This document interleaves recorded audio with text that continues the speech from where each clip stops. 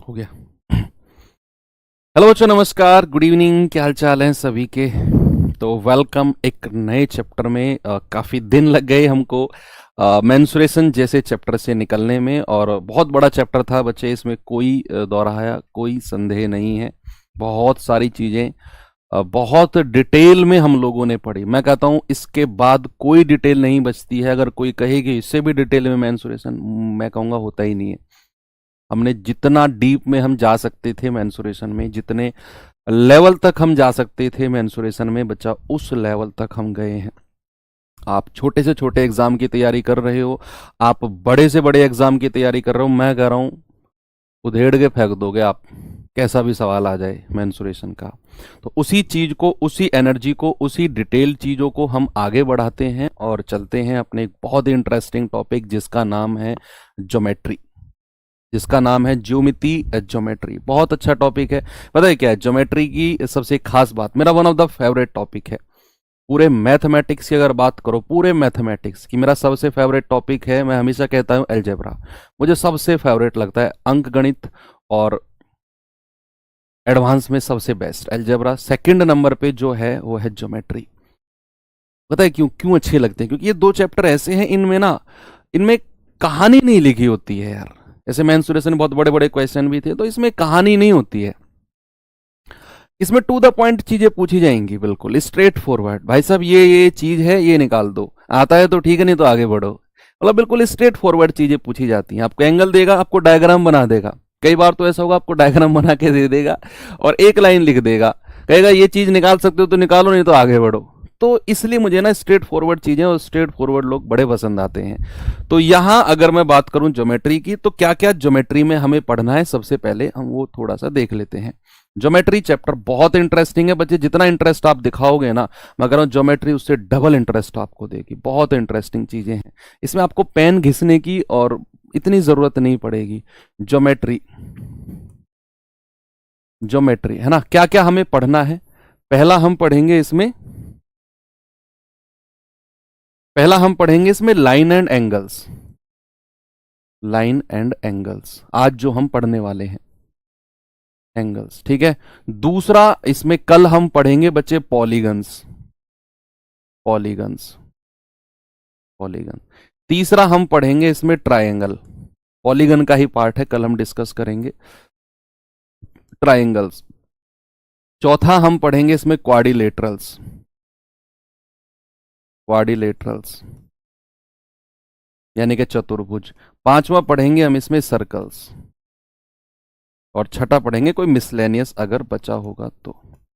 इसमें 6 टॉपिक हैं बच्चे जो आपके कवर करने हैं हमें, है ना। पहला है कि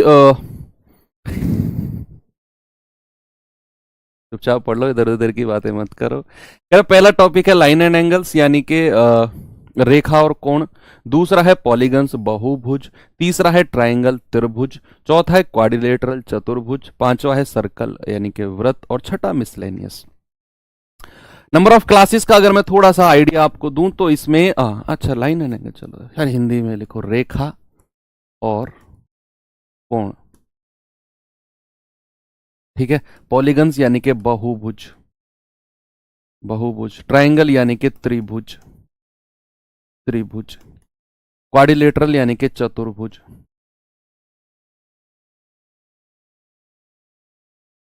चतुर्भुज। वृत्त और विविध, ठीक है भैया। लाइन एंड एंगल्स में 2 क्लास लगेंगी, एक आज की और एक कल की। 2 क्लास लाइन एंड एंगल्स के, मोटा मोटा आइडिया दे देता हूं। 2 क्लास इसमें लगभग, एक क्लास पॉलीगन में लगेगी, ट्राइंगल में लगेंगी कम से भी कम अगर मैं कहूं तो 4 क्लास इसमें लगेंगी। क्वाड्रिलेटरल में 3 क्लास इसमें लगेंगी। सर्किल में 5 क्लास इसमें लगेंगी और 2 क्लास इसमें मान लो। तो 2 और 1 3 4 7 3 10 5 15 2 17, यस 15 से 17 क्लास का टारगेट हम लेकर चलेंगे। ओके, तो ये टारगेट भी मैंने आपको दे दिया है कितनी कितनी क्लासेस हैं इसमें। तो चलिए आज का अपना चैप्टर लाइन एंड एंगल से शुरू करते हैं। ज्योमेट्री का पहला जो टॉपिक हम पढ़ने वाले हैं बच्चे, वो है line and angles. Line and angle बहुत बेसिक से मैं शुरू करूंगा। मैं कह रहा हूं ज्योमेट्री आज तक पढ़ा भी नहीं है ना, केवल नाम ही सुना है। तो तब भी आप इसमें महारत हासिल करने वाले हो।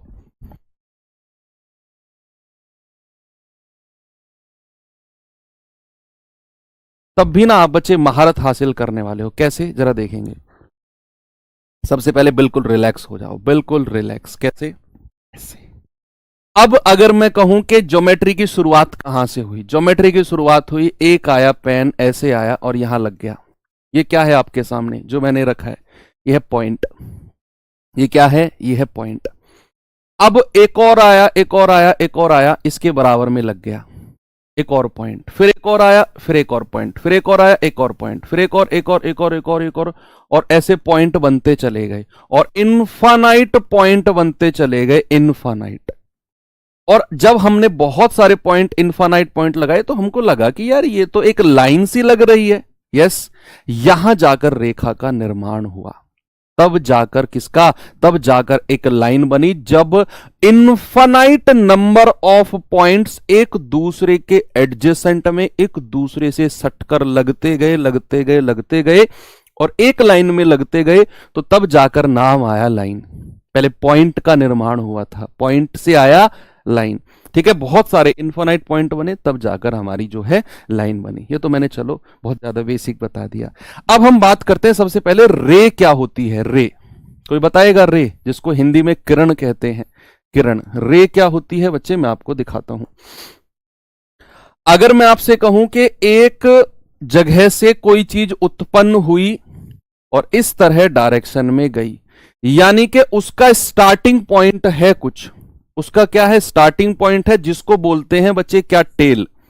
जिसको बोलते हैं टेल, यानी कि पूंछ। जिसकी एक पूंछ यानी कि टेल होती है और ये इस आगे बढ़ती चली जाती है। यानी कि यहां से ये टेल, पूंछ, यानी कि इस पॉइंट से ये रे जो है स्टार्ट हुई और आगे बढ़ती चली गई। दिस इज कॉल्ड रे। इसको कहते हैं हम किरण। दूसरा इसमें चीज, छोटी छोटी टर्मिनोलॉजी, शब्दावली बता रहा हूं, टर्मिनोलॉजी। दूसरा बच्चे इसमें आता है फिर हमारा क्या? इसमें आता है फिर हमारा लाइन। लाइन क्या होती है बच्चे? मैंने कहा कि कोई इस तरीके से मैं रेखा खींच रहा हूं और ये ना इनफाइनाइट जगह तक जाएगी। इधर भी इनफाइनाइट, इधर भी इनफाइनाइट और इधर भी इनफाइनाइट, है ना? इधर भी इनफाइनाइट और इधर भी इनफाइनाइट, यानी कि जिस लाइन का कोई अंत ही नहीं है, जिस लाइन का इधर भी चले जाओ, इधर भी चले जाओ, कोई अंत ही नहीं है, अनंत, इनफाइनाइट, उसको कहते हैं केवल लाइन। क्या बोलते हैं बच्चे? उसको कहते हैं केवल लाइन, यानी कि रेखा। सर अनंत ऐसे कैसे हो सकता है सर? ये खींच दी हमने, ये भी तो लाइन है। नहीं, ये लाइन नहीं है, ये छोटी छोटी चीजें मुझे आपकी करेक्ट करनी है। लाइन होती है जो दोनों तरफ से इनफाइनाइट टाइम्स तक, इनफाइनाइट प्लेस तक चलती चली जाए, उसको कहते हैं लाइन। अब जो थर्ड नंबर पे आता है बच्चे, हमारा आता है लाइन सेगमेंट। क्या आता है? Line segment. लाइन सेगमेंट क्या होता है बच्चे? ये होता है रेखाखंड, रेखाखंड। ठीक है, लाइन सेगमेंट। लाइन सेगमेंट का मतलब है भैया कि मैंने यहां पर कोई लाइन खींची जो कि इनफाइनाइट तक इधर भी चल रही थी और इनफाइनाइट तक इधर भी चल रही थी। मैंने क्या किया? मैंने उसके बीच में दो पॉइंट फिक्स कर दिए, एक पॉइंट इधर, एक पॉइंट इधर। इसको मैंने नाम दिया ए, इसको मैंने नाम दिया बी। तो किसी भी लाइन पर अगर आप, किसी भी लाइन पर अगर आप दो पॉइंट फिक्स कर देते हो, तो बच्चा उनके बीच का जो पार्ट होता है ना, उसको कहते हैं लाइन सेगमेंट। किसी लाइन पर अगर आप लिमिटेशन लगा देते हो, लिमिटेशन लगा देते हो कि भैया इधर और इधर, ना तो उधर से आगे जाना, ना उधर से इधर जाना है, मैंने लिमिटेशन लगा दी। अब मेरा इनसे कोई मतलब नहीं है, मेरा इनसे कोई वास्ता नहीं है, मेरा मतलब है ए और बी के बीच के जो दो पॉइंट है, इसको कहते हैं लाइन सेगमेंट। कभी भी अगर मैं यहां पर कोई ऐसे खींचूंगा ना, तो उसका मतलब लाइन सेगमेंट होगा। हालांकि बोलकर हम उसे लाइन ही चलेंगे, बोलकर हम उसे लाइन ही चलेंगे। तो ठीक है भैया, बात क्लियर हुई। लाइन सेगमेंट यानी कि किसी लाइन पर अगर मैं 2 पॉइंट फिक्स कर दूं, that is called line segment. कोई पॉइंट फिक्स नहीं करूं, इनफाइनाइट रखूं, उसको कहते हैं लाइन। ओके, तो ये कुछ टर्मिनोलॉजी है, कुछ इसके हमारे जो हैं शब्दावली है। थोड़ा सा आगे चलते हैं। इसको आप कह सकते हो कि ये finite length of line, finite length of line. अब बात करते हैं बच्चे एंगल की। किसकी बात करते हैं? एंगल की। मैंने दो रे ली, दो रे, ये एक रे है और दूसरी एक हमारी रे इसी पॉइंट से, जहां से इसका स्टार्टिंग हुआ उसी पॉइंट से एक रे कुछ इस तरह बना दी। तो इन दोनों के बीच का जो एंगल होता है ना, इन दोनों के बीच का जो हमारा झुकाव होता है, झुकाव जो होता है, उसी को कहते हैं बच्चे एंगल। उसी को क्या कहते हैं? एंगल, यानी कि उसी को कहते हैं कोण। ठीक है, अब हमारा जो टॉपिक चल गया है वो चल गया है एंगल यानी कि कोण। बहुत बेसिक से पढ़ाऊंगा और मैं कर रहा हूं इतने एडवांस लेवल तक जाऊंगा, वो तो आप जान ही चुके होंगे। अब यहां आगे बढ़ते हैं। मैंने कहा कोई दो रेज के बीच में, दो किरण के बीच में अगर मैं कोई पार्ट देखता हूं, दैट इज कॉल्ड एंगल। अब ये एंगल किधर भी घूम सकता है, किधर भी। भाई यहां से लेकर अगर मैं इसको ऐसे बना दूं, अगर मैं इसको ऐसे बना दूं, ऐसे बना दिया मैंने इसको, तो ये भी हमारा एंगल होगा, ये भी हमारा एंगल होगा। थीटा इसको नाम, इसको इस वर्ड को थीटा बोलते हैं। ये भी एंगल होगा। अगर मैं इसको ऐसे बना दूं, सपोज मैंने ऐसे बना दिया, इसी पॉइंट से ऐसे बना दिया, तो ये भी हमारा जो है थीटा एंगल होगा।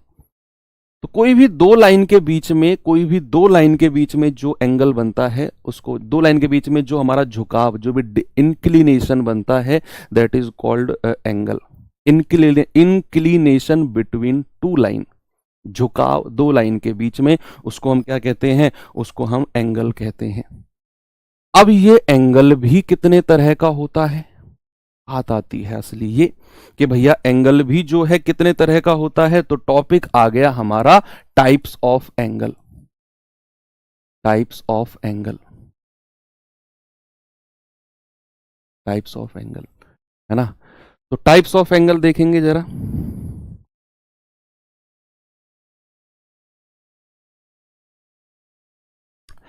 सबसे पहला है हमारा, सबसे पहला टाइप्स ऑफ एंगल है स्ट्रेट एंगल। सबसे पहला है स्ट्रेट एंगल। स्ट्रेट एंगल, सीधा कोण। क्या बोला मैंने? सीधा कोण, सीधा कोण। तो स्ट्रेट एंगल क्या है बच्चे? कोई लाइन, मैंने कोई लाइन सेगमेंट, हालांकि मैं लाइन ही बोल के चलूंगा, लेकिन आप समझ जाना बात लाइन सेगमेंट की हो रही है। कोई लाइन मैंने खींची, उस पर मैंने एक पॉइंट बना दिया। अब मैं इस पॉइंट के, इस लाइन से चला और इस पॉइंट का जो एंगल होगा, इस पॉइंट से दो पॉइंट फिक्स कर दिए, जो इसके चारों तरफ हमारा एंगल बनेगा, ये एंगल बनता है 180 डिग्री का।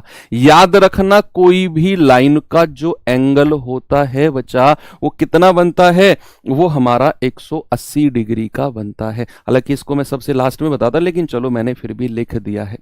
सबसे छोटा एंगल क्या होता है? सबसे छोटा एंगल होता है आपका, सॉरी, सबसे बड़ा एंगल होता है किसी भी लाइन का, इस ये लाइन को यहां पॉइंट से चलो, दूसरे पॉइंट पे आ जाओ, दैट इज कॉल्ड 180 डिग्री। दूसरे एंगल की अगर मैं बात करूं बच्चे, दूसरा एंगल होता है इसका एक्यूट एंगल। हालांकि ये चीज हम किस में पढ़े थे? मेंसुरेशन में भी पढ़े थे ना, एक्यूट एंगल, ट्रायंगल। तो acute angle, acute angle, acute angle यानी कि न्यून कोण, न्यून कोण, न्यून कोण, न्यून कोण।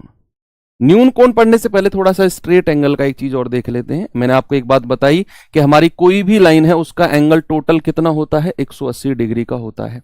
अगर मैं आपसे कहता हूं ये कोई मेरी स्ट्रेट लाइन है, एक लाइन मैंने ये खींची दी, ये एंगल अगर x है, ये एंगल अगर y है, तो क्या बच्चा मैं ये कह सकता हूं कि x प्लस वाई जो होगा 180 डिग्री होगा? क्या ये बात आप कह सकते हैं? यस और नो? आप कहेंगे सर बिल्कुल कह सकते हैं, क्योंकि मैं यहां से चलूंगा और यहां पर आऊंगा, टोटल 180 बनेगा। लेकिन जो हमें ये वाला एंगल दिया हुआ है ये x है, और जो ये वाला एंगल दिया हुआ है ये y है, लेकिन पूरा तो 180 है ना। तो क्या मैं ये कह सकता हूं कि x प्लस वाई मिलकर 180 डिग्री बनेगा? सर बिल्कुल बनेगा 180 डिग्री। तो कोई भी एंगल की अगर मैं बात करता हूं, सपोज इसी चीज को, अगर इसको थोड़ा सा बाद में पढ़ते हैं, एक दो एग्जांपल मैं आपको समझाई देता हूं। अगर मैं आपसे कहता हूं ये लाइन मैंने खींची इसी पॉइंट पर, इसी पॉइंट पर दूसरी लाइन खींची, और मैं आपसे कहता हूं कि ये एंगल x है, ये एंगल 30 है, ये एंगल 60 है, 60 नहीं, चलो मैं कहता हूं ये एंगल 80 है, तो बताओ मुझे x का मान कितना होगा? क्या आप मुझे बता सकते हो what is the value of x? बता सकते हो कि नहीं? सर मैं जीडी की तैयारी कर रहा हूं, क्या क्लास ले सकता हूं? नहीं, आपके मतलब की क्लास नहीं है बच्चे, जीडी में मेंसुरेशन नहीं आती है। बताएंगे जरा मुझे x की वैल्यू क्या होगी? भैया एक ही लाइन पर, एक ही पॉइंट से मैंने ये लाइन खींची, ये लाइन खींची, मैंने कहा ये एंगल 30 डिग्री, ये एंगल 80 डिग्री, ये x है, तो what is the value of x?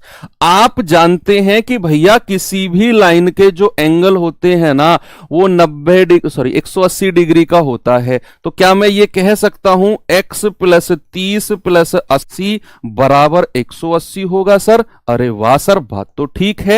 x plus 110 बराबर 180 होगा सर, बिल्कुल ठीक है। तो यहां से x कितना हो जाएगा मेरे भाई? 180 माइनस 110, यानी कि सर 70 डिग्री होगा। तो x की वैल्यू कितनी होगी भैया? x की वैल्यू हो जाएगी 70 डिग्री। बिल्कुल सही जवाब आपका है। चलो स्ट्रेट एंगल आपकी समझ में आ गया, और इसके क्वेश्चंस भी मैं आपको कराऊंगा।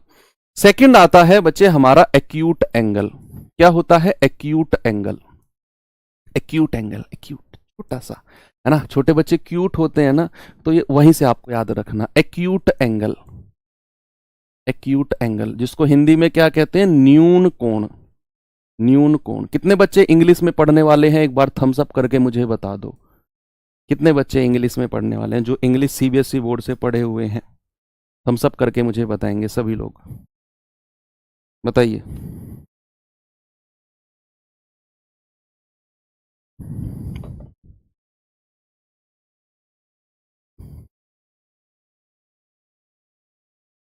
क्वेश्चन कराओ। अच्छा, ये प्रैक्टिस सेशन थोड़ी चल रहा है बच्चा जो क्वेश्चन करेंगे, अभी तो टाइम लगेगा थोड़ा सा। मैं थ्योरी तो पढ़ा दूं, टाइप्स ऑफ एंगल कितने होते हैं, कॉम्प्लीमेंट्री, सप्लीमेंट्री। रुको तो सही, अभी तो बहुत सारी चीज पढ़ाने वाली है, क्वेश्चन भी कर लेंगे। बहुत सारे लोग हैं। ओके, तो एक्यूट एंगल क्या होता है बच्चा? एक्यूट एंगल होता है, मान लो कोई दो लाइन मैंने यहां पर बनाई, ये लाइन कोई स्ट्रेट लाइन मैंने बनाई, कोई दूसरी लाइन मैंने बनाई यहां पर, ये एंगल, जो एंगल 90 डिग्री से छोटा होता है, ये एंगल अगर मैं थीटा बना दूं, तो याद रखना जो एंगल होगा ना थीटा, वो 90 डिग्री से छोटा होगा और बच्चा 0 डिग्री से बड़ा होगा। यानी कि 0 और 90 डिग्री के बीच में कोई भी एंगल होगा ना, उसको बोलते हैं एक्यूट एंगल। तो क्या बोलते हैं बच्चे? उसको बोलते हैं न्यून कोण। 0 से 90 के बीच में कुछ भी अगर कोई एंगल है, उसको बोलेंगे एक्यूट एंगल। ठीक है। अब इसके बाद तीसरा मैं आपको बताता हूं बच्चे, समकोण, यानी कि right angle. Types of angle पढ़ रहे हैं हम लोग, तो राइट एंगल, राइट एंगल यानी कि समकोण। और इससे तो आप भली भांति वाकिफ हो। समकोण क्या होता है बच्चे? जब भी दो लाइन के बीच का एंगल क्या हो सर? दो लाइन के बीच का जो एंगल है, अगर वो 90 डिग्री है, अगर वो हमारा 90 डिग्री 90 डिग्री है, यानी कि मैं ये अगर कहूं थीटा, यानी कि थीटा बराबर 90 डिग्री, तो एंगल बच्चा हमारा कौन सा? एंगल हमारा राइट एंगल। कौन सा मेरे भाई? एंगल हमारा राइट एंगल। यानी कि देखो बच्चे, मैं आपको थोड़ा सा फील कराता हूं। मैंने कहा ये लाइन ऐसे है और ये लाइन स्ट्रेट है, दोनों एक दूसरे के परपेंडिकुलर लंबवत हैं। अगर मैं इसको इधर झुकाता हूं, देखना बच्चे सामने देखो, ये 90 डिग्री है, अगर मैं इसको इधर झुकाता हूं इधर की तरफ, तो ये एंगल 90 से छोटा होगा या बड़ा होगा? 90 से छोटा होगा या बड़ा होगा? अगर इस वाली लाइन को मैं ऐसे ऐसे घुमाता हूं, इस तरीके से ऐसे घुमाता हूं ऐसे, तो सर ये 90 से छोटा होगा। और ये कौन सा एंगल बन जाएगा? Sir acute angle. और उसने बोला भी है कि एक्यूट एंगल 90 से छोटा है और 0 से बड़ा है। तो अगर मैं इधर घुमाता हूं तो एक्यूट एंगल, और अगर मैं इधर की तरफ घुमाता हूं तो अब अगली बात आएगी, अगर मैं इधर की तरफ घुमाता हूं तो कौन सा एंगल बनता है? वो फोर्थ नंबर। फोर्थ नंबर कौन सा है बच्चे? Obtuse angle. Obtuse angle, obtuse angle, है ना, यानी कि बृहत कोण। बृहत कोण, जिसको अधिक कोण भी कहते हैं, अधिक कोण, अधिक कोण भी इसको कहा जाता है, बृहत कोण भी और अधिक कोण भी इसको कहा जाता है।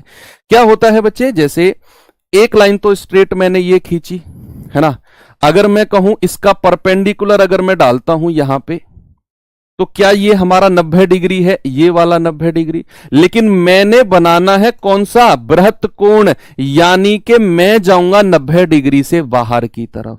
मैं जाऊंगा बच्चे कहां? मैं जाऊंगा 90 डिग्री से इधर की तरफ। ये तो 90 डिग्री वाला कोण है। 90 डिग्री से बाहर की तरफ जाओगे तो जो एंगल हमारा बनेगा थीटा, जो एंगल हमारा बनेगा थीटा बच्चे, वो होगा ग्रेटर देन 90 डिग्री।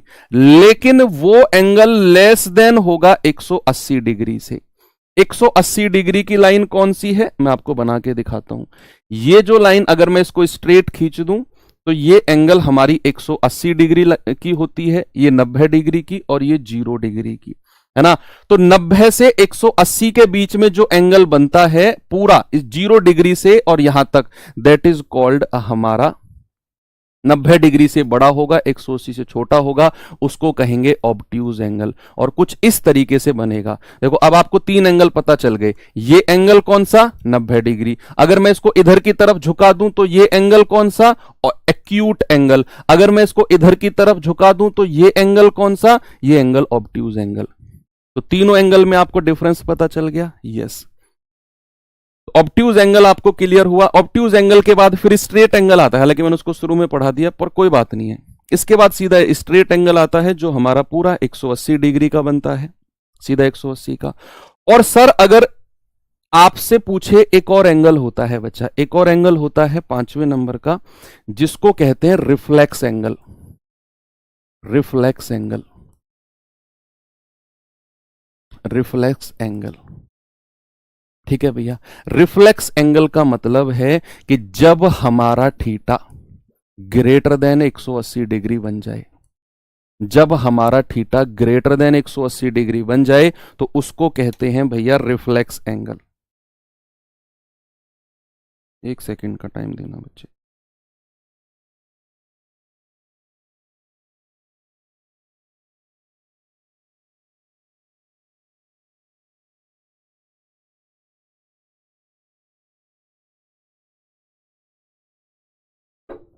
ठीक है, जब एंगल हमारा 180 डिग्री से ज्यादा बन जाए तो उसको कहते हैं रिफ्लेक्स एंगल। जैसे ये हमारी स्ट्रेट लाइन है, मैं इसको थोड़ा सा नीचे की तरफ खींच देता हूं। यहां नीचे की तरफ अगर मैं खींच दूं तो जो बाहर वाला एंगल होगा, ये बाहर वाला जो एंगल होगा theta, that is called reflex angle. Reflex angle, reflex angle Hindi में क्या कहते हैं? प्रतिवर्ती कोण। प्रतिवर्ती, वर्ती, प्रतिवर्ती कोण, रिफ्लेक्स एंगल, है ना।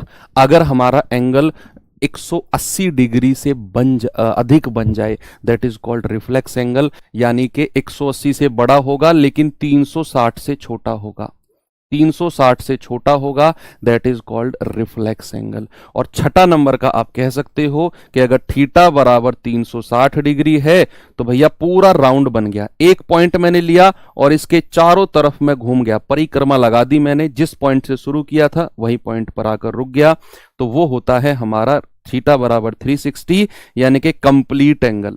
क्या बोलते हैं बच्चे? Complete angle. कंप्लीट एंगल यानी कि पूर्ण कोण, पूर्ण कोण।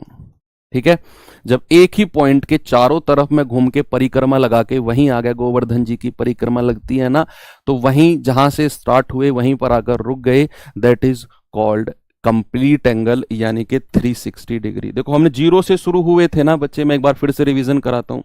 हम जीरो से शुरू हुए थे, थीटा अगर जीरो से बड़ा है और अगर थीटा 90 के बीच में है तो एक्यूट एंगल न्यून कोण, 90 के बराबर है तो राइट एंगल यानी कि समकोण, अगर 90 से बड़ा है और 180 से छोटा है that is called obtuse angle, बृहत कोण। और अब बच्चे अगर वो 180 के बराबर है तो हमारा क्या कहेंगे, हम कहेंगे दैट इज स्ट्रेट एंगल यानी कि सीधा कोण। और अगर मैं कहूंगा कि भैया वो 180 से बड़ा है और 360 से छोटा है दैट इज कॉल्ड प्रतिवर्ती यानी कि रिफ्लेक्स एंगल। और अगर पूरा 360 है that is called complete angle यानी कि पूर्ण कोण। तो ये एंगल्स की जो नॉलेज है ना आपको थोड़ी सी होनी चाहिए, कोण की जो जानकारी है आपको थोड़ी सी होनी चाहिए, थोड़ी क्या अच्छी खासी होनी चाहिए, क्योंकि पूरी ज्योमेट्री इन्हीं के ऊपर है, पूरी ज्योमेट्री के छोटी छोटी चाबियां हैं जो मैं आपको बता रहा हूं आज, है ना। अब इसमें दो तरह के एंगल और पूछे जाते हैं बच्चे, एक होता है आपका कॉम्प्लीमेंट्री एंगल, यहां से क्वेश्चन बनते हैं, यहां से सवाल बनता है भैया, और डेफिनेटली 100% बनता है कॉम्प्लीमेंट्री एंगल्स। और एक है हमारा सप्लीमेंट्री एंगल्स, सप्लीमेंट्री एंगल्स,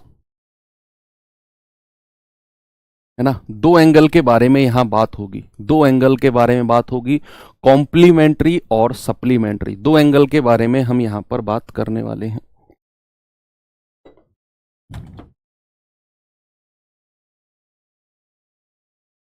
अगर मैं इनके हिंदी की बात करूंगा तो इसको कहते हैं पूरक या फिर कोटि पूरक, या तो पूरक या फिर कोटि पूरक कोण, कोटि पूरक कोण। और इसको कहते हैं संपूरक कोण, संपूरक कोण। ठीक है भैया, बाइलिंगुअल होके चलेंगे हम लोग, यानी कि कॉम्प्लीमेंट्री एंगल्स और सप्लीमेंट्री एंगल्स। क्या होता है, मैं दो एंगल लेता हूं, एक है मेरे पास θ1 और एक है मेरे पास θ2। जब हमारे दो एंगल का योग θ1 प्लस θ2 अगर हमारा 90 डिग्री है तो बच्चे याद रखना वो एंगल पूरक यानी कि कॉम्प्लीमेंट्री होंगे। तो क्या होंगे, वो एंगल हमारे कॉम्प्लीमेंट्री होंगे। जब दो एंगल का बीच का जो योग है, दो एंगल का योग जो होगा बच्चे हमारा 180 डिग्री होगा तो सप्लीमेंट्री एंगल, 90 डिग्री होगा तो कॉम्प्लीमेंट्री एंगल। यानी कि θ1 और θ2 अगर मैं दो एंगल लेता हूं प्यारे भैया, और मैं आपसे कहता हूं θ1 प्लस θ2 बराबर 180 डिग्री है, तो मेरे भाई याद रखना वो एंगल सप्लीमेंट्री होंगे। क्या होंगे, वो एंगल सप्लीमेंट्री होंगे। थोड़े कमेंट रिफ्रेश कर लेता हूं। यस, आज तो बहुत सारे बच्चे आए हैं ज्योमेट्री पढ़ने, क्या बात है ना, बहुत सारे बच्चे आए हैं यार। ठीक है, तो मैंने क्या बोला, जब दो एंगल का योग 90 डिग्री कॉम्प्लीमेंट्री एंगल, जब दो एंगल का सम 180 degree that is supplementary angle. बात क्लियर हुई। अगर मैं आपसे कहता हूं कोई एंगल मेरे पास, इसका फॉर एग्जांपल अगर मैं एग्जांपल बताता हूं, मैंने कहा कोई एंगल जो है मेरे पास है बच्चे 30 डिग्री, 30 डिग्री कोई एंगल है, तो इसका कॉम्प्लीमेंट्री एंगल क्या होगा, इसका कॉम्प्लीमेंट्री एंगल क्या होगा। मैंने कहा कोई एंगल मेरे पास 30 डिग्री है, तो 30 का कॉम्प्लीमेंट्री एंगल यानी कि इसका पूरक कोण क्या होगा, जल्दी से आप मुझे बता दो, इसका पूरक कोण क्या होगा। आप कहेंगे सर एक एंगल अगर 30 है ना, दोनों का सम 90 डिग्री होना चाहिए, तो दूसरा हो जाएगा 90 माइनस 30 होना चाहिए ना, 90 माइनस 30 दैट इज 60। 30 और 60 का योग 90 डिग्री होना चाहिए, एक अगर 90 दूसरा हमारा 60 हो जाएगा। फॉर एग्जांपल अगर मैंने कहा एक एंगल अगर मेरा 15 डिग्री है, तो इसका पूरक कोण यानी कि कॉम्प्लीमेंट्री क्या होगा sir, 90 minus 15 that is 75 degree. इधर आप लिख लो इसका पूरक कोण, इधर मैं कोण लिखता हूं, इधर कोण और इसका इधर पूरक, तो कोण अगर 30 डिग्री, पूरक कोण 60 डिग्री, कोण अगर 15 डिग्री, पूरक कोण 75 डिग्री, क्योंकि दोनों का सम क्या होना चाहिए, दोनों का सम 90 डिग्री होना चाहिए। इतनी बात क्लियर है? यस। इसके एग्जाम्पल अगर मैं आपसे कहूं, मैंने कहा इधर अगर मैं कोई एंगल लेता हूं, इसका समपूरक, इसका संपूरक बताना आप लोग। मैंने कहा भाई साहब मेरे पास ना 70 डिग्री का कोण है, तो इसका संपूरक कितना हो जाएगा सर? 180 minus 70 that is 110। मैंने कहा भैया मेरे पास 10 डिग्री का कोण है, इसका संपूरक कितना हो जाएगा? 180 माइनस 10 दैट इज 170 डिग्री, है ना।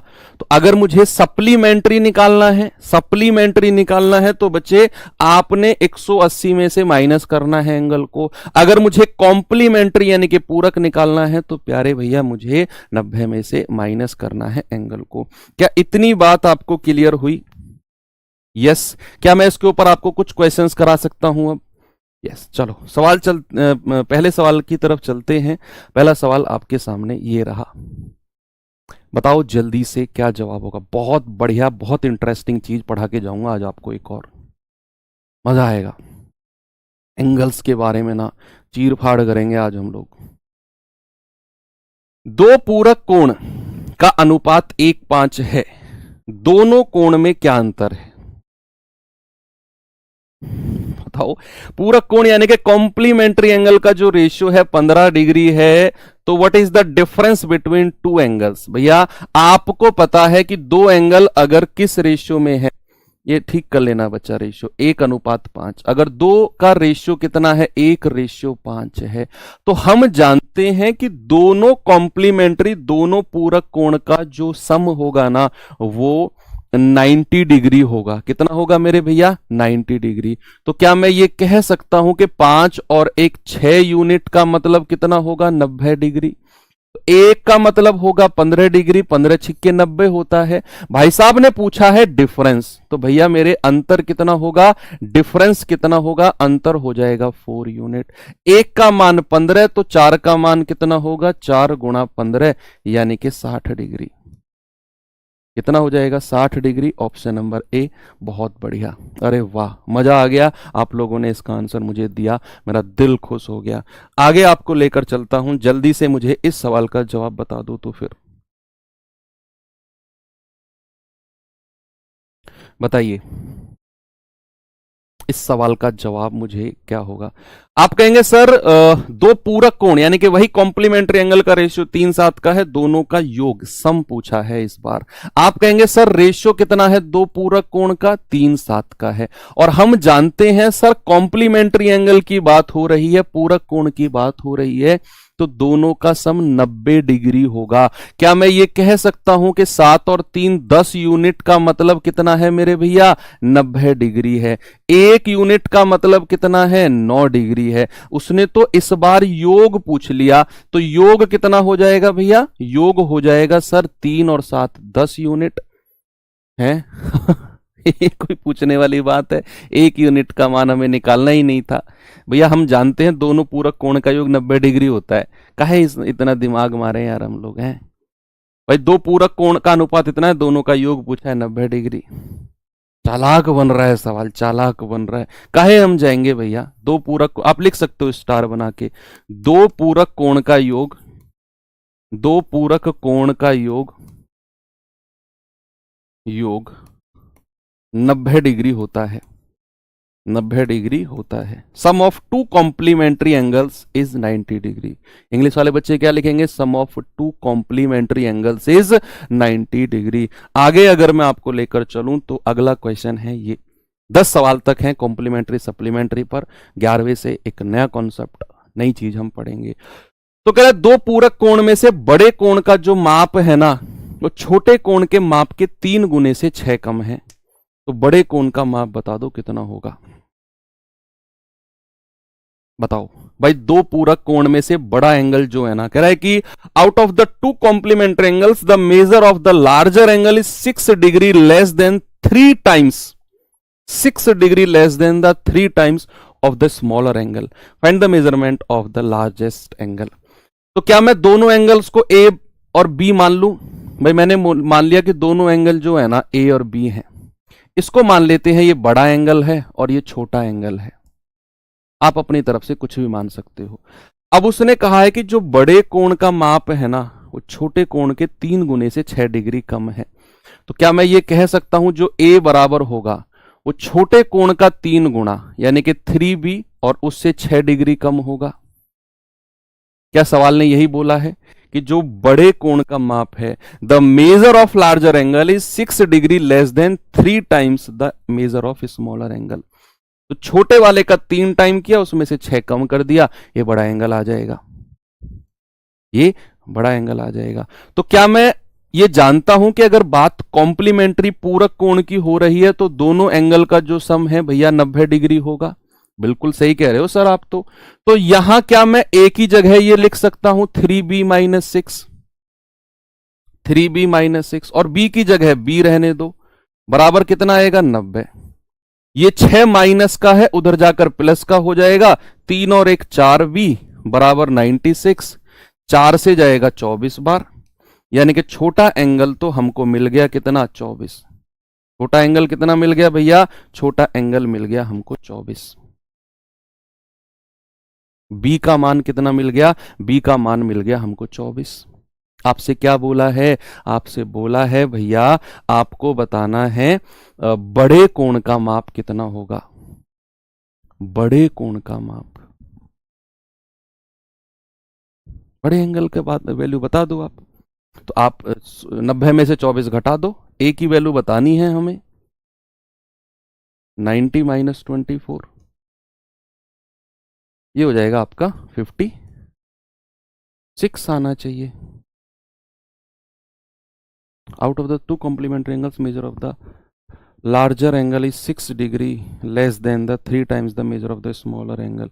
अच्छा, ए की वैल्यू यहां रखेंगे 24 थे, 72 माइनस 6 66, ऐसे बोल रहे हो आप 66? अरे हाँ, सॉरी सॉरी सॉरी, 66 ही तो आएगा, काहे गड़बड़ करवा रहे हो तुम लोग, 66 डिग्री तो आएगा भैया। एक एंगल अगर 24 है तो दूसरा 90 माइनस 24 66 डिग्री तो है, नहीं तो बी की वैल्यू आप यहां पे रखो, यहां से भी 66 आ जाएगा। ऑप्शन नंबर सी है ना, यहां से भी आ जाएगा।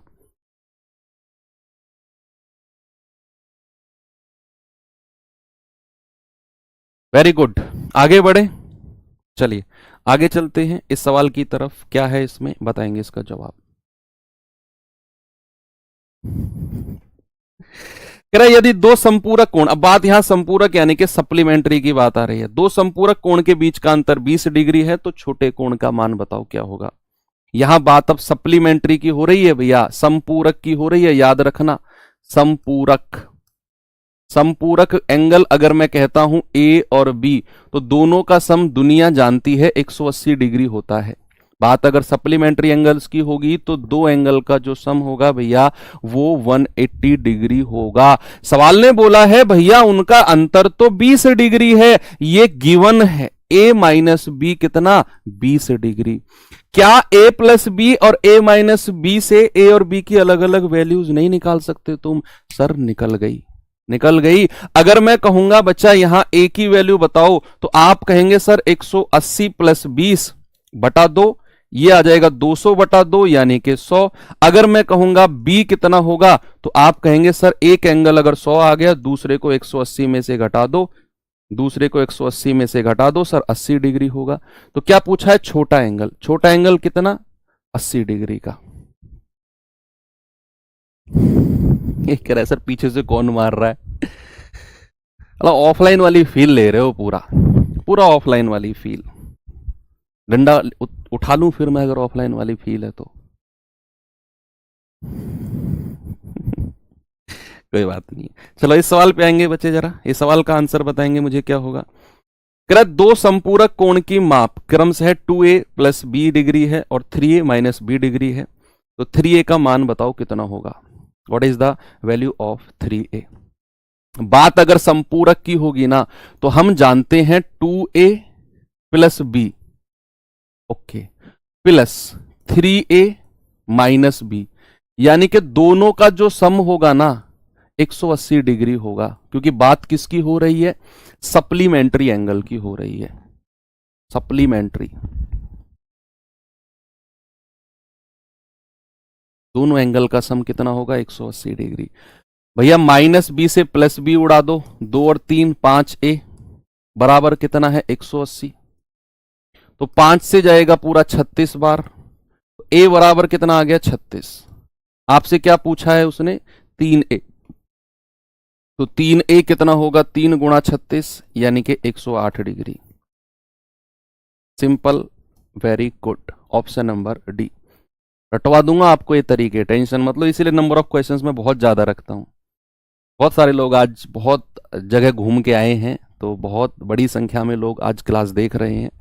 पता नहीं क्यों मेंसुरेशन में कहाँ भाग गए थे तुम लोग, पता है तुम्हारे बिना कितने तड़पे हैं हम लोग, है ना, गलत बात है। सवाल देखेंगे, दो संपूरक कोण में से बड़ा कोण छोटे कोण से 36 डिग्री अधिक है, छोटे कोण का माप बताओ। भाई हमें पता है अगर संपूरक कोण की बात हो रही है तो दोनों एंगल का जो सम होगा बच्चे हमेशा 180 डिग्री होगा। अब उसने बोला है कि जो बड़ा कोण है ना वो छोटे से 36 डिग्री ज्यादा है, यानी कि बड़े में से छोटा अगर मैं माइनस कर दूं तो मुझे 36 डिग्री मिलेगा। क्या मैं ये कह सकता हूं कि a माइनस बी बराबर कितना होगा 36 डिग्री? यस, बस आप छोटे की वैल्यू निकाल लो, यहां से छोटा कोण पूछा है ना, तो छोटा कोण कौन सा होगा जो प्लस माइनस वाला है, ये वाला, यानी कि b की वैल्यू आपकी छोटे कोण की होगी, तो बड़े में से छोटा माइनस करना है और डिवाइड बाई 2 करना है। ये हो जाएगा बच्चे 144 डिवाइड बाई 2, ये हो जाएगा 72। कितना होगा मेरे भाई? ये हो जाएगा 72 डिग्री। अगर आपसे कहेगा बड़ा कोण कौन सा होगा तो आपने 180 में से घटा देना है, बस 180 में से सीधा सीधा घटा देना है। आप कहेंगे सर a कितना होगा 180 माइनस 72। भाई दोनों का सम 180 होता है ना, एक एंगल आ गया, दूसरा इसका सप्लीमेंट्री 180 में से घट जाएगा 108, ये बड़ा एंगल होगा 108 डिग्री। मजा आ रहा है? आगे बढ़ूं? आगे बढ़ते हैं। ये सवाल बताइए जरा, इसका जवाब क्या होगा। कह रहा है कि दो संपूरक कोण में से एक कोण दूसरे का 5 गुना है। दोनों कोण ज्ञात करो, दोनों कोण ज्ञात करो। एक ही तो दिया हुआ है यहां पर ऑप्शन में, तो चलो ठीक है दोनों निकाल लेंगे हम। सबसे पहले क्या करना है, दोनों का रेशियो लेना है। दो संपूरक कोण, सपोज मैं ए और बी मान लेता हूं, मान लिया मैंने ए और बी। उसने कहा है एक जो कोण है ना वो दूसरे का 5 गुना है, एक जो एंगल है वो दूसरे का 5 गुना है। अगर मैं इसको 1 यूनिट मानता हूं तो ये कितना हो जाएगा 5 यूनिट, 5 गुना है भैया।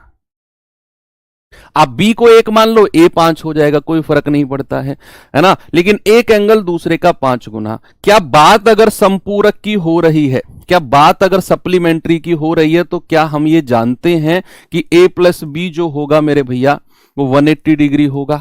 यस, तो 5 और 1 6 यूनिट का मान कितना है 180 डिग्री।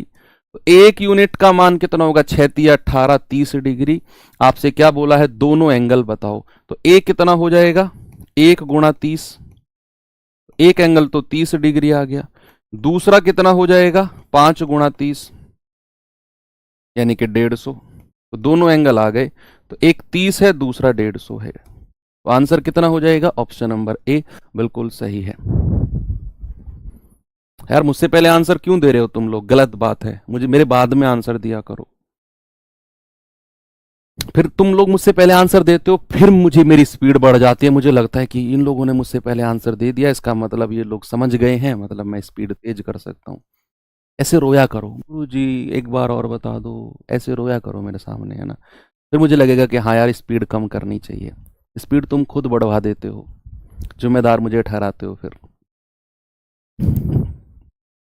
एक कोण अपने संपूरक का आधा है, अच्छा, तो प्रत्येक कोण का परिमाण कह रहा हूं, परिमाप, अभी जब मैं उससे निकल के आया ना मेंसुरेशन से 20-25 दिन में, तो परिमाप याद आ रहा है। तो प्रत्येक कोण का परिमाण ज्ञात करो। अरे दोनों का एंगल क्या होना चाहिए, दोनों का योग 180 डिग्री होना चाहिए, और एक एंगल दूसरे का आधा होना चाहिए। 120 का आधा 60, बिल्कुल सही है सर, बिल्कुल सही है। क्या 50 130 का आधा है? नहीं। क्या 110 का आधा 70 है? नहीं। क्या 100 का आधा 80 है? नहीं। एक ही ऑप्शन है, एक ही ऑप्शन है ना भैया। उसने बोला है ना अपने संपूरक कोण का आधा है, तो एक तो बात यह है कि दोनों का योग 180 होना चाहिए। बात दूसरी है कि भैया उनका उनका जो है ना एक दूसरे का आधा होना चाहिए, 2:1 का रेशियो है। सच में रोने लग गए यार, तुम तो गलत बात है।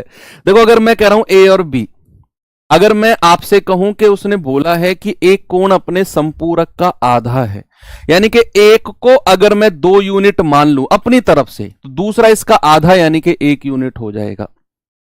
दूसरा कितना हो जाएगा? इसका आधा हो जाएगा। कह रहा है कि भैया इन दोनों का योग, इन दोनों का सम कितना होना चाहिए? 180 डिग्री होना चाहिए। तो 1 यूनिट का मान कितना आएगा? 3 × 18 60। तो 1 यूनिट का मान 60 और 2 का मान कितना? 120। तो दोनों एंगल मिल गए ना हमको, 120 और 60। अरे भाई रुक जा,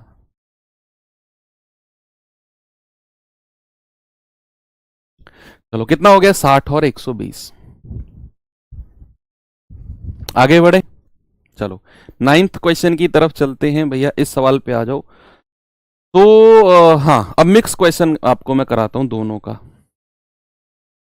कह रहा है किसी कोण का संपूरक कोण मूल कोण से 50 डिग्री ज्यादा है। जो संपूरक है ना वो मूल से 50 डिग्री ज्यादा है, यानी कि दोनों कोण का डिफरेंस 50 डिग्री है कुल मिलाकर, ये उसने बोला है। कह रहा है उस कोण के पूरक कोण का मान बताओ कितना होगा।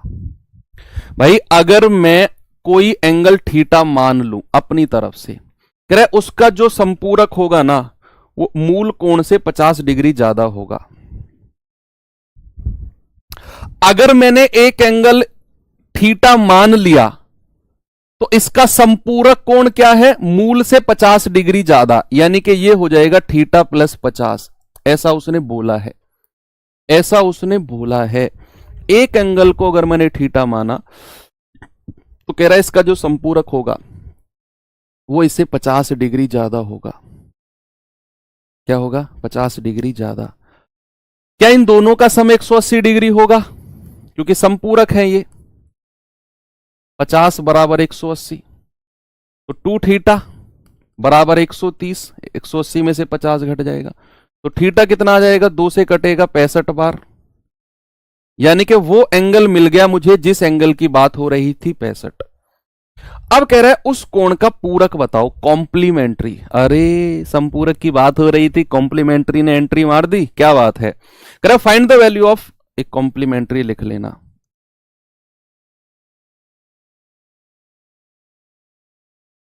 Complementary of that angle. Find the complementary angle of that angle.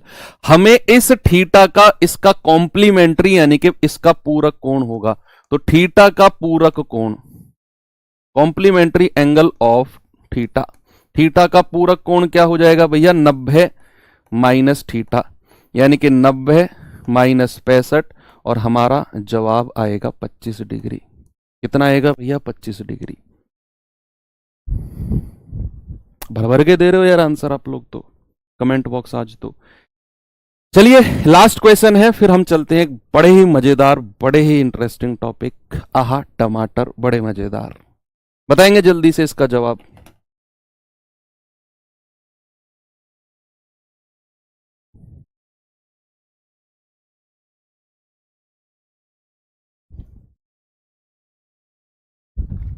बताइए भैया जल्दी से, क्या कह रहा है? उस कोण का माप क्या होगा जिसका पूरक संपूरक का 1/3 है। उसने सवाल का जवाब बता दिया ना, मजा आ जाएगा। कह रहा है उस एंगल की वैल्यू बताओ। मैंने मान लिया वो एंगल थीटा है, इसका पूरक कोण बताओ जरा क्या होगा? कॉम्प्लीमेंट्री। और इसका ही संपूरक कोण बताओ क्या होगा? Supplementary. The measure of an angle whose complementary is 1/3 of the supplementary. जिसका पूरक संपूरक का 1/3, अगर ये थीटा है तो इसका पूरक कितना होगा? 90 माइनस थीटा। अगर ये थीटा है तो इसका संपूरक कितना होगा बच्चा? 180 माइनस थीटा। एक ही एंगल का पूरक और एक ही एंगल का संपूरक, एक ही एंगल का सप्लीमेंट्री और एक ही एंगल का कॉम्प्लीमेंट्री मैंने निकाला। सप्लीमेंट्री 180 माइनस थीटा और इसी का ही कॉम्प्लीमेंट्री 90 माइनस थीटा। अब कह रहा है जो पूरक है ना वो संपूरक का 1/3 है। संपूरक का क्या मैं ये कह सकता हूं बच्चे 90 माइनस थीटा बराबर 1/3 है किसका? 180 माइनस थीटा के। ऐसा सवाल ने बोला है कि जो पूरक है ना वो संपूरक का 1/3 है, यानी कि जो कॉम्प्लीमेंट्री है ना वो सप्लीमेंट्री का 1/3 मैंने कर दिया। 3 की मल्टीप्लाई इधर कर दो भैया। आप कहेंगे 9 तिया 27, 270 माइनस 3 थीटा बराबर 180 माइनस थीटा। ये माइनस का थीटा उधर जाकर प्लस का हो जाएगा तो 3 थीटा माइनस थीटा। ये 180 इधर आकर माइनस होगा, माइनस 180 बराबर ये आएगा आपका 90 बराबर 2 थीटा। तो बच्चे थीटा कितना आ जाएगा? 2 से 90 कटेगा तो आप कहेंगे सर 45 डिग्री। कितना आएगा? 45 डिग्री। आप इसे ऑप्शन से भी कर सकते हो, आपकी मर्जी है, लेकिन फिर सारे ऑप्शन चेक करने पड़ेंगे कि भैया आपको अगर मैं कहूं कि इसका पूरक कितना होगा, इस 50 का पूरक 40 होगा, इसका संपूरक कितना होगा? 130। अब ये 40 का 3 गुना होना चाहिए, है ना भैया। पूरक जो है संपूरक का 1/3 है, संपूरक का। तो ये 40 का 1/3 यानी कि इसका 3 गुना 130 होना चाहिए, नहीं है। इसका पूरक कितना है? 60। इसका संपूरक कितना है? 180 में से घटा दो 150। अब 60 का 3 गुना 150 होना चाहिए, जो कि नहीं है। इस 40 की बात करेंगे, इसका पूरक कितना है? 50। इसका संपूरक कितना है? 100। 180 में से घटाएंगे 140। इसका 3 गुना होना चाहिए, नहीं है। इसका पूरक कितना है? 45। इसका संपूरक कितना है? 135। 180 में से घटाया, क्या इसका 3 गुना है? बिल्कुल है सर। इसका मतलब है यही ऑप्शन है। ऐसे ऑप्शन से भी चेक कर सकते हो। चलिए, तो यहां से पूरक संपूरक का ऑपरेशन कंप्लीट हो गया, पूरक संपूरक का मिशन कंप्लीट। अब आपको मैं एक कॉन्सेप्ट पढ़ाने वाला हूं और बड़ा ही इंटरेस्टिंग, बड़ा ही मजेदार टॉपिक है, बहुत इंटरेस्टिंग है। मेरा ज्योमेट्री का इंटरेस्ट इसी टॉपिक को पढ़ के बना था। मुझे लगा था कि यार ये इतना इंटरेस्टिंग है तो ज्योमेट्री के अंदर जाने पर कितना इंटरेस्टिंग चीजें होंगी। क्या है जरा देखते हैं। बिल्कुल straightforward to the point बातें होंगी। मैं पहले 2 लाइन आपको बताता हूं। सबसे पहले बात करते हैं इंटरसेक्टिंग लाइन क्या होती है। इंटरसेक्टिंग लाइन, इंटरसेक्टिंग लाइंस यानी कि प्रतिच्छेदी रेखाएं, प्रतिच्छेदी रेखाएं, प्रतिच्छेदी रेखाएं। इंटरसेक्टिंग लाइन क्या होती है? कोई लाइन मैंने ऐसे खींची और उसको इंटरसेक्ट यानी कि प्रतिच्छेदित करती हुई दूसरी लाइन मैंने ऐसे खींची थी, जो उसको किसी एक पॉइंट पर, जो उसको किसी एक पॉइंट पर काटती है उसको कहते हैं प्रतिच्छेदी यानी कि इंटरसेक्टिंग लाइंस। क्या होता है बच्चे इंटरसेक्टिंग लाइंस में? Opposite angles are equal. इस पॉइंट पर ये एक दूसरे को काट रही हैं, तो जो अपोजिट एंगल्स होंगे ना बच्चा, याद रखना opposite angles are always equal. आप लिख सकते हैं, हिंदी वाले बच्चे लिखो विपरीत कोण हमेशा बराबर होते हैं। इंग्लिश वाले बच्चे लिखेंगे opposite angles, opposite angles are always equal. Hindi वाले बच्चे क्या लिखेंगे? विपरीत कोण हमेशा बराबर होते हैं। दूसरी लाइन हिंदी में लिख दूंगा, दूसरी लाइन हिंदी में लिख दूंगा। दूसरी लाइन की जरूरत ही नहीं है ना, एक ही लाइन है। ठीक है, मोए मोए हो गया। ठीक है, तो अगर ये एंगल अल्फा है तो ये एंगल भी अल्फा होगा, ये एंगल भी अल्फा होगा। यानी कि अल्फा और अल्फा दोनों विपरीत कोण हैं। थीटा और थीटा दोनों विपरीत कोण हैं। थीटा इसके बराबर होगा, ये एंगल इसके बराबर होगा। जब भी 2 लाइन एक दूसरे को इंटरसेक्ट करती है ना, तो भैया अपोजिट एंगल्स, एक ये वाला एंगल और एक ये नीचे वाला एंगल, दोनों बराबर होंगे। एक इधर वाला एंगल और इधर वाला एंगल दोनों बराबर होंगे। ठीक है, opposite angles are always equal. अब आपको इंटरसेक्टिंग लाइन के बारे में पता चल गया। इतना सा पॉइंट आपने लिखना था, इतना सा पॉइंट आपने लिखना था। थोड़ा सा पैरेलल लाइन, जितना चीज जरूरी है उतनी ही बताकर चलूंगा। ऐसा नहीं एक ही बारे में सब कुछ आपको फैला दूं रायता और फिर कहूं कर लो इसे, ऐसा नहीं है, है ना। अब मैं करता हूं पैरेलल लाइंस, पैरेलल लाइंस यानी कि समांतर रेखाएं, समांतर रेखाएं। पैरेलल लाइंस क्या होती हैं बच्चे? कोई दो लाइन मैंने ऐसे खींची, एक लाइन और उसके नीचे खींच दी, ये दोनों लाइन पैरेलल्स हैं। मैंने कहा ए और बी, ए और बी दो लाइन है, तो A and B are two lines, two lines. अब दो लाइन है, अब इनकी पैरेलल यानी कि समांतर होने की एक कंडीशन है। मैं यहां पर लिख रहा हूं, ये दोनों रेखाएं, इसको इंग्लिश में बाद में लिखूंगा, ये दोनों रेखाएं, ये दोनों रेखाएं समांतर होंगी, ये दोनों रेखाएं समांतर होंगी यदि, यदि इनका अंतर, इनका अंतर अनंत तक, अनंत तक, अनंत तक समान रहेगा। यदि इनका अंतर अनंत तक समान रहेगा, समान रहेगा, यानी कि ये कभी आपस में मिलेंगी नहीं। They are parallel, they are parallel if the difference between two lines will be same till infinite. They will be parallel if the difference between two lines will be same till the infinite, है ना। तो English वाले बच्चे बड़े adjusting होते हैं ना, उनकी शिकायतें कम होती हैं, ये मैंने चीज नोटिस की है। वैसे मैंने इंग्लिश मीडियम वालों की शिकायतें थोड़ी सी कम होती है ना। हम हिंदी वाले जो होते हैं ना, ये बड़े उतावले होते हैं, ऐसे क्यों, बड़े अकड़ू होते हैं हम लोग। इंग्लिश वाले बच्चे बड़े पोलाइट होते हैं। ठीक है सर, हम एडजस्ट कर लेंगे, कोई बात नहीं है। तो ये जो दो लाइन पैरेलल हैं, कब? जब ये ऐसी ही अनंत तक चलती जाएंगी, ये कभी आपस में इंटरसेक्ट यानी कि प्रतिच्छेदित नहीं करेंगी, तो ये लाइन को क्या बोलेंगे? तो बच्चा ये लाइन को हम लोग पैरेलल लाइन यानी कि समांतर रेखाएं बोलेंगे। इतनी बात क्लियर है? यस। अब मैं चलता हूं आगे, मैं यहां पर दो लाइन खींचता हूं, कोई दो लाइन खींची, पैरेलल लाइन है, ए और बी क्या है? पैरेलल लाइन है।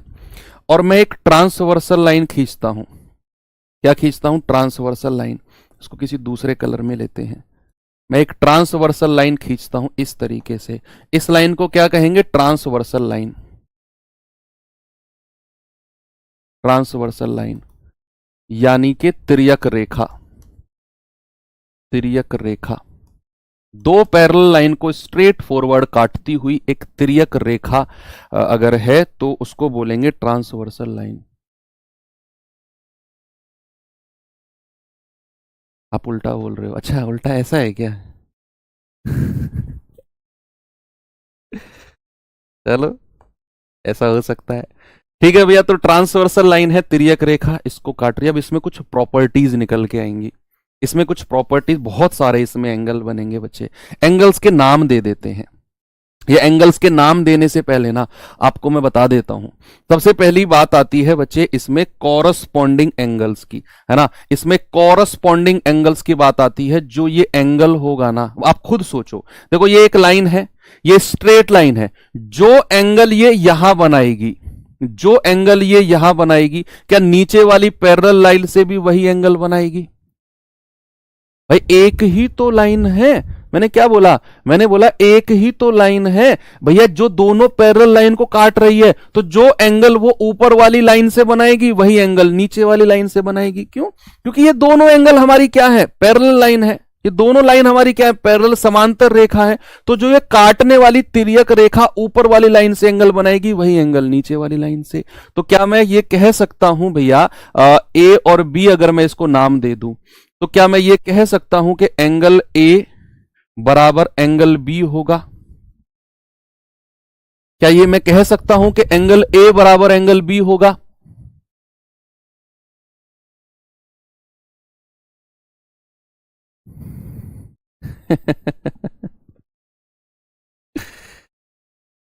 अरे ठीक है, दोनों ठीक है यार। मैं दोनों हूं, मैं इंग्लिश मीडियम में भी पढ़ा हूं और मैं हिंदी मीडियम में भी पढ़ा हूं। मैं दोनों दोनों कैटेगरी से बिलोंग करता हूं। मैं 8वीं क्लास तक मैं हिंदी में था, 9वीं क्लास से 12वीं तक मैं इंग्लिश मीडियम में था।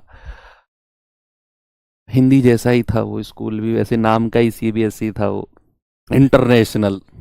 कुछ भी नहीं था उसमें, सब कुछ हिंदी थी। और पढ़ा था नाम मात्र के लिए। इंग्लिश मीडियम में पढ़ा। ग्रेजुएशन इंग्लिश से हुई, सबकी इंग्लिश से होती है, तुम्हारी भी इंग्लिश से हुई होगी। तैयारी मैंने जो अपनी सीजीएल की करी है वो इंग्लिश में करी है। मैथ्स आज भी मैं पढ़ता हूँ तो इंग्लिश में ही पढ़ता हूँ, मैथमेटिक्स भी। मतलब अपना क्वेश्चन करता हूँ ना, मान लो मुझे कोई सवाल देखना है, आपके सवाल ढूंढने हैं, तो मैं इंग्लिश में ढूंढता हूँ, है ना, तो फिर उसको हिंदी में कन्वर्ट कराता हूँ। पढ़ाता आपको हिंदी में हूँ, तो सब कुछ मिक्सअप है। तो कोई से भी कैटेगरी के लोगों को बुरा मानने की जरूरत नहीं है।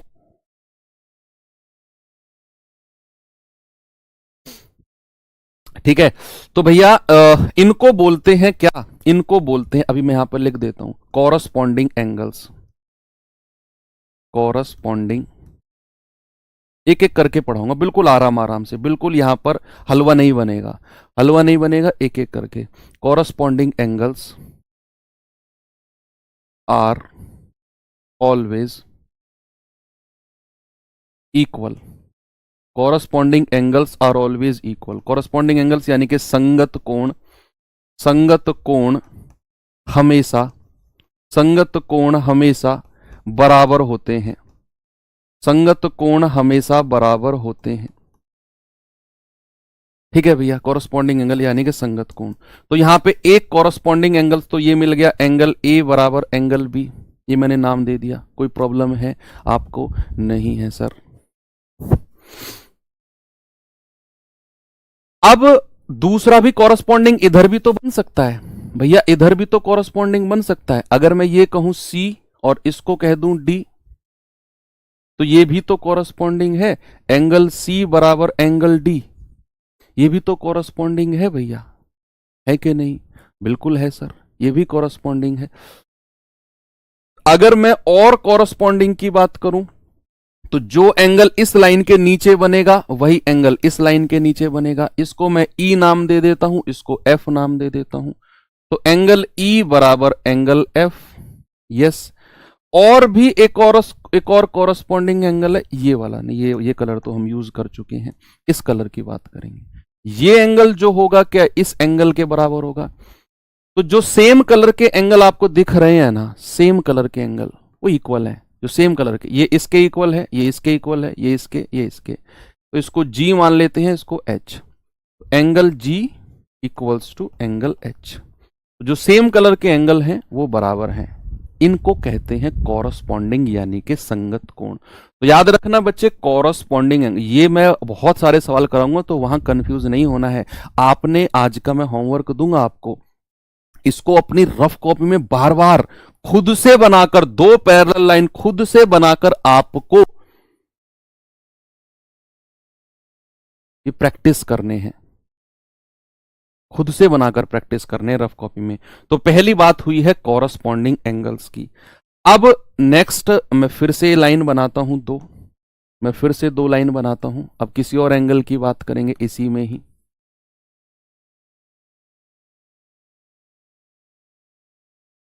ये लाइन मैंने यहां पर खींची, आप भी खींचेंगे अपनी रफ कॉपी में, मेरे साथ प्रैक्टिस करेंगे इसी चीज, है ना।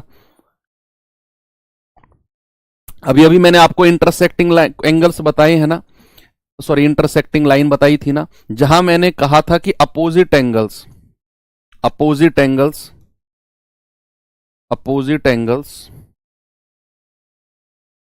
Are always equal, always equal, है ना भैया। विपरीत कोण, विपरीत कोण हमेशा बराबर होते हैं, हमेशा बराबर। हालांकि ये बात मैं आपको पिछले डायग्राम में भी समझा सकता हूं, देखिए समझाता हूं, फिर यहां पर हम अलग से लिखेंगे, पिछला डायग्राम देखेंगे। भाई विपरीत एंगल बराबर क्यों होते हैं, देखेंगे बच्चे जरा। ये एंगल ए है, ये एंगल जी है, क्या इस लाइन ने इस लाइन को इंटरसेक्ट किया? क्या इस लाइन ने इस लाइन को इंटरसेक्ट किया?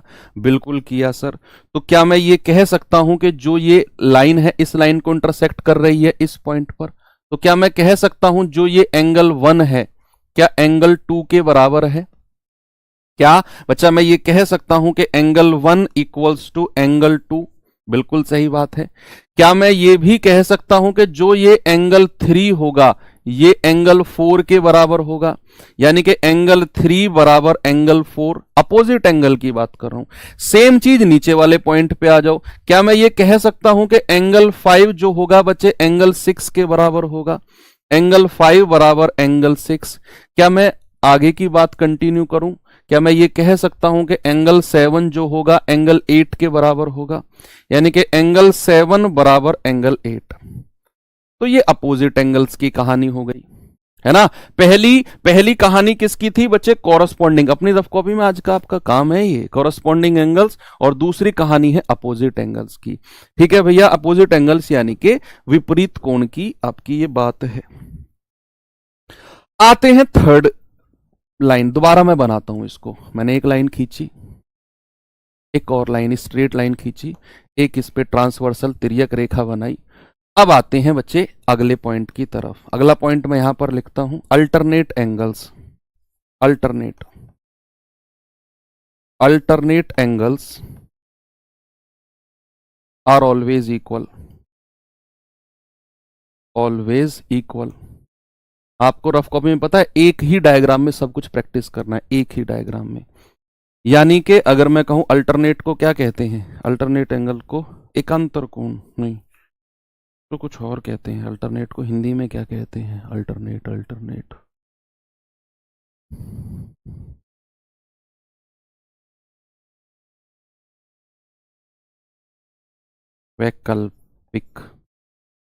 वैकल्पिक कोण हमेशा बराबर होते हैं। वैकल्पिक कोण हमेशा बराबर होते हैं। अल्टरनेट एंगल्स हमेशा इक्वल होते हैं। अब अल्टरनेट एंगल कौन से हैं मैं आपको अभी बताता हूं। देखो, आपको मैंने एक चीज बताई थी, ये लाइन ट्रांसवर्सल है, ये लाइन दोनों पैरेलल है।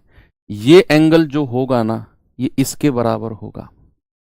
ये जो एंगल होगा ये इसके बराबर होगा। क्यों? देखो समझो, मैंने आपको एक चीज बताई थी कि ये जो एंगल होगा बच्चे क्या ये इस एंगल के बराबर है?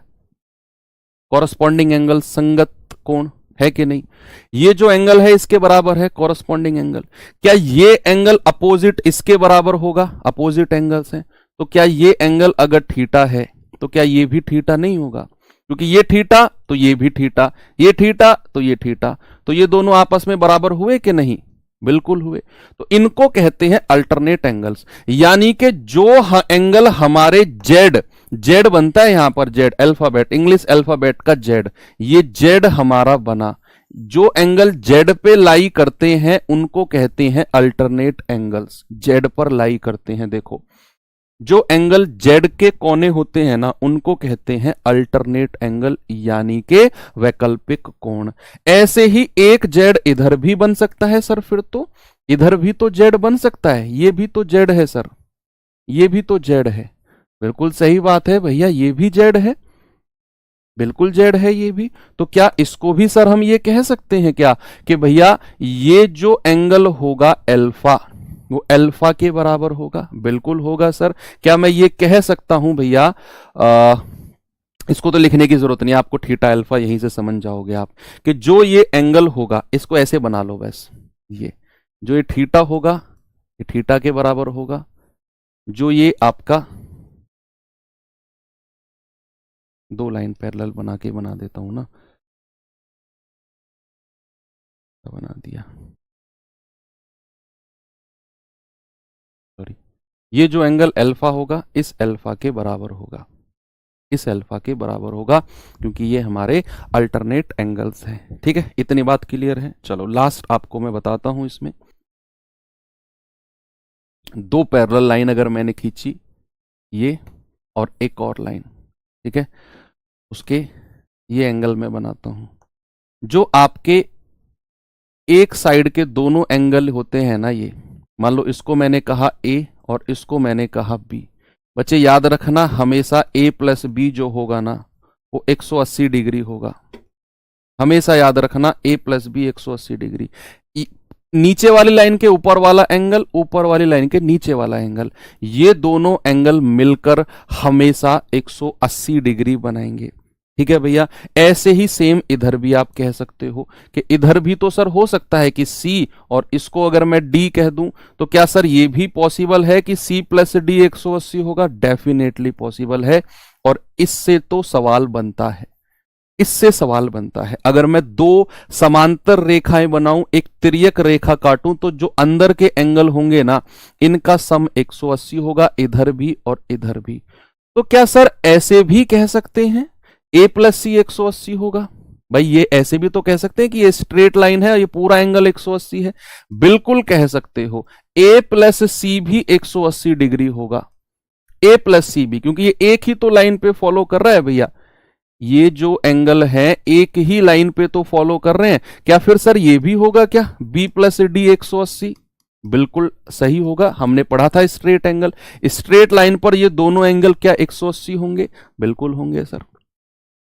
ये थी आज की थ्योरी, बस इतना ही आज आपको रखूंगा मैं। आपका काम है बच्चे इसको प्रैक्टिस करना। क्या काम है आपका? आपका काम है इसको प्रैक्टिस करना। जो भी चीज मैंने यहां से स्टार्ट की थी, ये और ये, इन सबको अपनी रफ कॉपी में प्रैक्टिस करना है। और एक होमवर्क आपको मैं देके जा रहा हूं आज का, ये आपके लिए होमवर्क है। कल की क्लास भी हमारी लाइन एंड एंगल्स पर रहेगी और कल हम इसको एंड कर देंगे। ठीक है भैया, तो मिलते हैं कल के सेशन में। थैंक यू, बाय बाय, जय हिंद।